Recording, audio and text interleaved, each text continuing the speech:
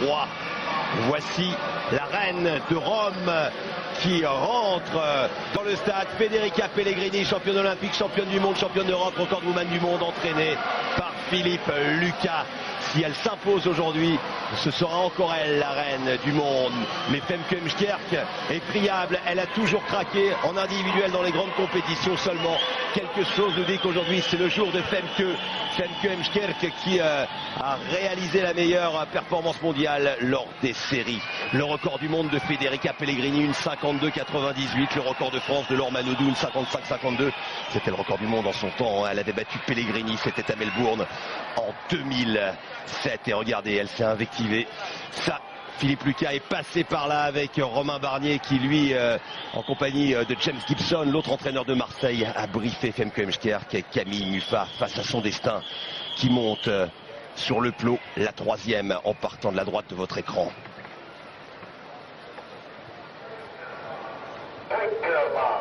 La finale du 200 mètres féminin est peut-être la possibilité pour la France de s'offrir son meilleur résultat dans l'histoire des championnats du monde. Femke Heemskerk, la plus rapide sur 100 mètres, a pris les devants. Et Camille Muffat, c'est Pellegrini qui est un petit peu derrière pour l'instant. Le rôle de Femke et de Camille, c'est de partir très vite pour essayer de noyer l'italienne. Ça va pas être facile parce que même après le premier 50, il faut toujours accélérer. Je vous parlais de Silke Lippok, elle aussi, elle est partie très très vite. Et Alison Schmidt, la vice-championne du monde américaine.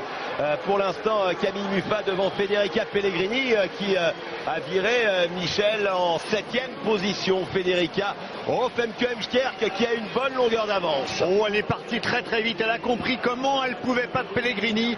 Elle sait qu'il ne faut pas qu'elle reste à côté d'elle. Il faut qu'elle dynamite la course. Et là, tout le jeu va se faire entre les 100 et les 150. On est parti sur des bases phénoménales. Les bases du record du monde de Pellegrini, et c'est Alison Schmidt qui est en tête tout en bas de votre écran, l'américaine qui aimerait bien aller chercher l'or qui lui avait échappé il y a 2 ans. Ouais, mais Pellegrini est en train de mettre en branle sa vitesse et son retour.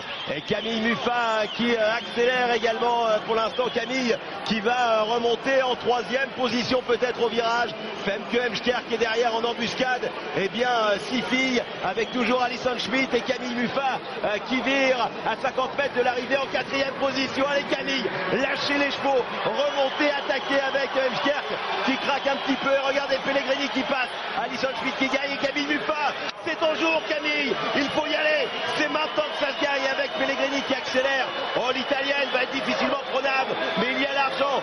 Pas à perdre la médaille d'argent. Une nouvelle fois contre l'Australienne Kylie Palmer. Pellegrini qui est devant Muffat en 2e position avec Kylie Palmer. Le titre pour Pellegrini et une nouvelle médaille de bronze pour Muffat derrière Palmer.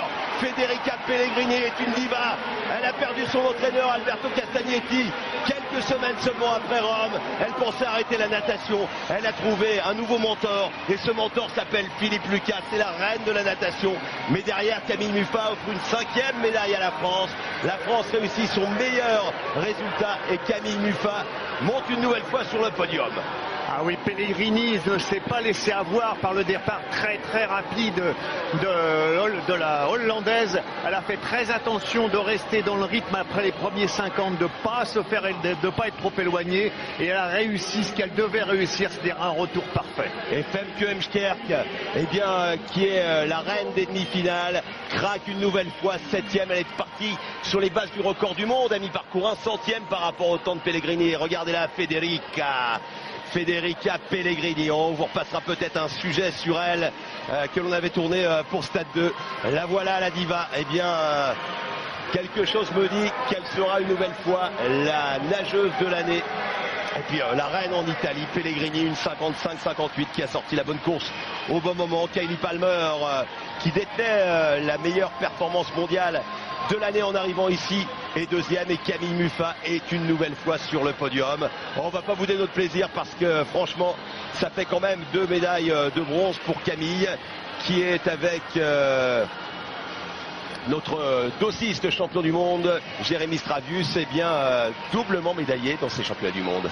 Ah oui, elle a fait une belle course. Peut-être n'a-t-elle pas osé rester au contact quand l'Italie